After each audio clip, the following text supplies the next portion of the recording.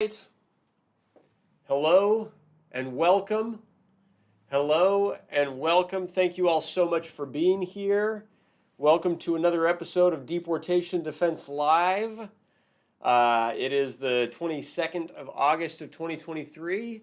Thank you so much for being here. It's another beautiful Tuesday in the Bay Area, California. And welcome. Welcome to Deportation Defense Live. I'm really grateful to have you all here today. Today we're going to be talking about gang-based asylum cases. All right, are they possible? What do you need to know about them, etc. And so thanks for being here. And remember, the Deportation Defense Live is here to train, teach, inspire, and empower immigrants who are facing deportation to make the most out of immigration law, to make the most out of their lives, and to win their cases. Are you facing removal in immigration court, or do you know someone who's facing removal in immigration court? Because if so, you know that it is not easy. It is an uphill battle. The laws are against us. And here at the Deportation Defense Live, we're here to maximize your chances of winning that case. All right, so today our theme is gang-based asylum, right? How do you is gang-based asylum even possible? All right, is it possible to get a case approved? And so as we go through this topic, like if you have questions, please submit your questions. I'd love to answer any question that you have. And as always, I want to start with a brief empowerment tip, because this is part of the Empowered Immigrant Live, right? So my empowerment tip today is to be assertive. Be assertive, not aggressive, but be assertive. Say what's on your mind. Part of being empowered means saying what you think, all right? Even if that thing that you think might be unpopular, even when it might cause disagreement. You know, I'll share something from my personal life. Yesterday, my wife came to me and she told me that she didn't like the way that I had spoken with her in a specific situation, right? And for me, it was like, oh, okay, I got that. Like, thank you for saying that. She was being assertive. She was being friendly about it, but she was being assertive. There was, and that allows me to examine how I'm being and to make changes. It's like we all have areas where we can improve in our communication. We all have areas that we can improve in how we're being. But if no one is assertive enough to tell us, then we might not know. Right? So my empowerment tip today is be assertive. Where in your life could you just say where something is bothering you and just bring it up, and then you'll be empowered. It'll be off of your mind. It won't bother you anymore, and the other person can then take that and and learn from it, grow from it, or maybe disagree with it, or get into a conversation about it.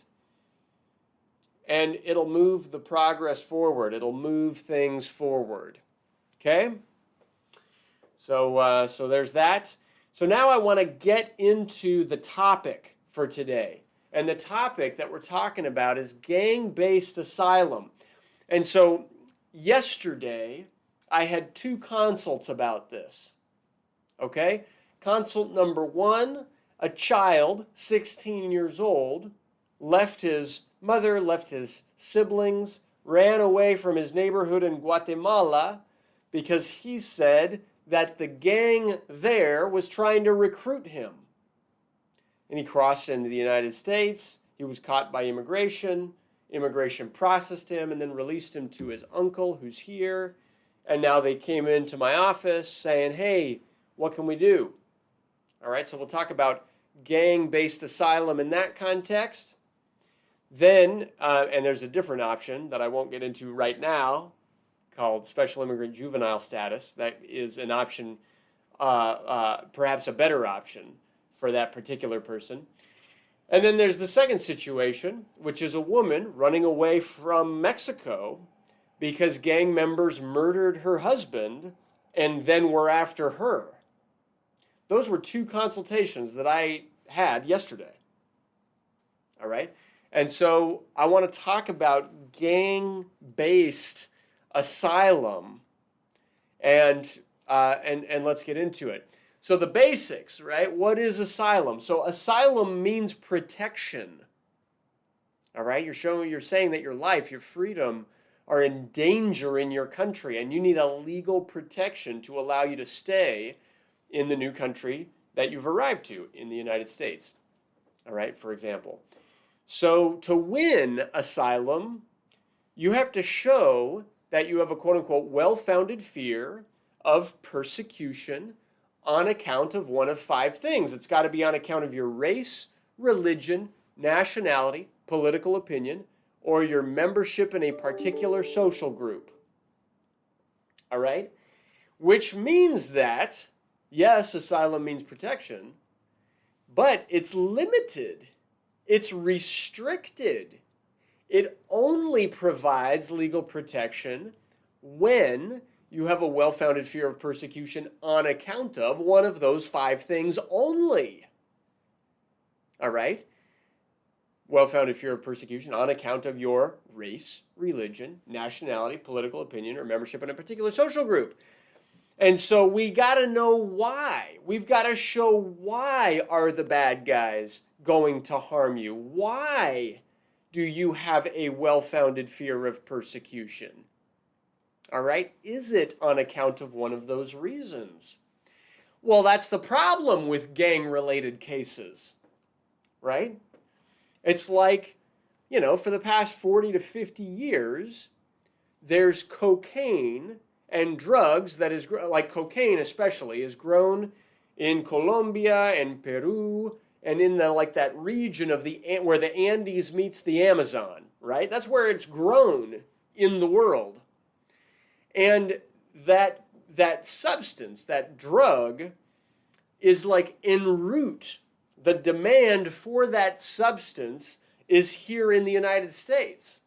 And there's a growing demand in other places too, right? But historically, right, there's like this pull from Colombia and from the Amazon region through Guatemala and Panama and Costa Rica and El Salvador and Mexico as that and Honduras, and yeah, did I mention all the countries? Belize also is there. It's like as that substance moves up through Central America, there are gangs, narco-trafficking organizations that want to be able to sell that substance and move that substance and make money in the process.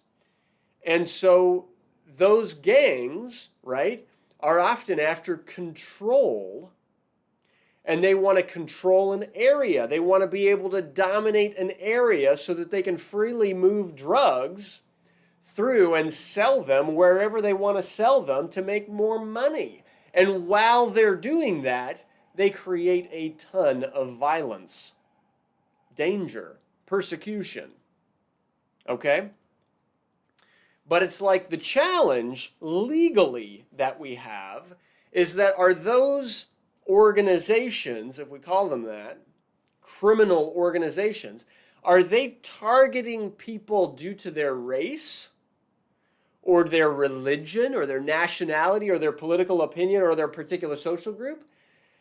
I mean, maybe, but often not. Often they're not. Often they're targeting anyone who's there. Everyone who's there. They want control of the place, of the region. All right? But sometimes there are cases that can be approved. Sometimes there are arguments that can be made. And so we've got to look at it. Right? It's like, let's look at my two consults from yesterday. If we look at them more closely, right? If the child who fears recruitment into the gang if I asked him why he was being targeted by the gang, and if he says to me that they were targeting every boy in my school, like that would be a tough case. They're targeting everybody. Okay? But if they're targeting him because maybe his father or his mother is a local official, politics, right? Or if they're targeting because he knows somebody who's connected with local politics, perhaps. Or if they're targeting him because he's indigenous and they want him to help them move through his indigenous community better. Perhaps that would be a nationality-based argument or a race-based argument, right? Or if they're targeting him because they know that his family owns land and they want free access to that land, right? Or if they're targeting him because they know or they have a like particular hatred towards his family or his whole family, any of those might be valid reasons for asylum under U.S. law. Got it? It's like we've got to explore really why were they targeting him. You can't just say generally that, oh, gang-based cases can't win or can win or are strong or are weak or whatever. We've got to look at the very specifics of what was going on in the individual's case. Similarly, the second consult I had yesterday, if the woman who was targeted after her husband was murdered, all right, if she can show that the reason that she will be targeted to is any of the following, right, is because she was a witness to that murder, for example, that might be a particular social group, right? If it was because she belonged to a family group they're all being targeted, for example, that might be a particular social group. If she can show it's because she and her husband belong to a specific religion and we're trying to bring peace and trying to end all the gang violence, that arguably could be a religious-based claim. If it was because she and her husband were politically active, that could work as well. It's like we've got to be able to show why. We've got to be able to show the motive, the nexus, we call it, between the fear of persecution and the reason for it, the reason the persecutors will do it, will do that harm. Okay? That is the big challenge with asylum. It's the big challenge with all asylum cases. It's showing the why. And in some instances, it's more clear than in others. Okay? And so, but it's especially the challenge with gang-based asylum claims. All right? And just because these cases are not easy, and just because we have to work together to understand the cases and the laws and the facts in your situation, doesn't mean it's impossible, right? That is what lawyers are for. And working together, we can present it all to the judge in the clearest, cleanest light possible to give you the best chances of success possible. That's what it's all about. All right? So that's really all I got. That's all I wanted to say today. Hope this is useful. Hope it's helpful. If it is, give me a thumbs up. Give me a heart. Give me some feedback. Give the internet some feedback. I'd really appreciate that. If you have questions, hey, submit your questions. I'm here. I'd love to answer anything that you have. And I don't see that we have any so far, which is fine. If this information was useful and if you want more of it, what I would love and what I recommend is that you head over to our YouTube channel and subscribe to our channel in YouTube. Because YouTube is where we upload everything, right? And if you I'm getting a question here on Instagram. Hello, Sayak Celis. Hi, do the questions have to be related to this topic? No. You could ask a question about anything if you want, right? So go ahead and ask your question. I'd love to answer it.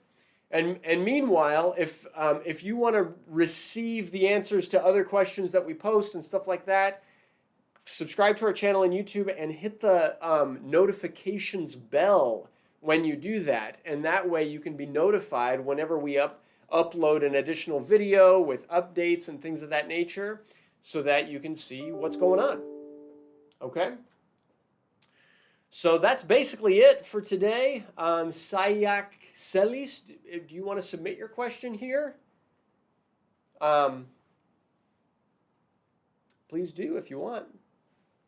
You know, if not, I'm gonna go ahead and wrap up. Just in the interest of time, I want to start our Spanish version of this episode, and so Sayak Celis, if you want to submit it. That's fine. Anybody else that wants to submit a question, submit it. I'll still answer it. I'll upload those answers to YouTube. Check out our YouTube channel, and we can get all those questions answered. Okay? We will be starting this episode in Spanish in just a few minutes. In the meantime, if you have an immigration case, if you have specific questions about your specific case, you don't have to do it live online here. You can just give us a call. We would love to help you. We are here to help. My consultations team is amazing, and we would love to help you through the immigration process. Okay? That's it, everybody. Thank you so much for being here. Thank you for tuning in to another episode of Deportation Defense Live. We'll start this episode in Spanish in just a minute.